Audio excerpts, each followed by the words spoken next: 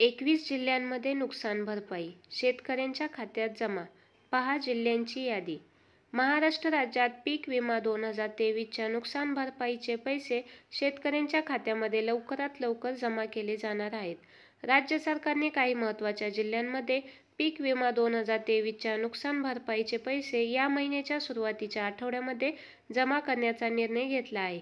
या जिल्ह्यांमध्ये बीड, धाराशिव, जालना, हिंगोली, परभणी, नांदेड, गडचिरोली, संभाजीनगर, धुळे, जळगाव, पाथर्डी आणि नगर यांचा समावेश आहे.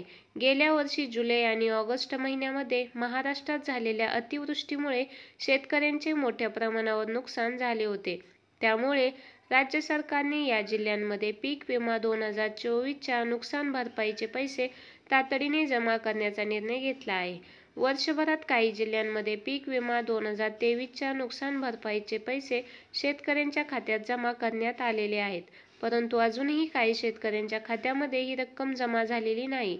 त्यामुळे राज्य सरकारने आता एकाच वेळी या 12 जिल्ह्यांमध्ये पीक विमा 2023च्या नुकसान भरपाईचे पैसे शेतकऱ्यांच्या खात्यात जमा करण्याचा निर्णय घेतलेला आहे.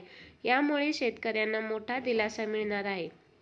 या निर्णयामुळे अंदाजे 50,000 पेक्षा जास्त शेतकऱ्यांना लाभ मिळणार असल्याचे राज्य सरकारने स्पष्ट केले आहे.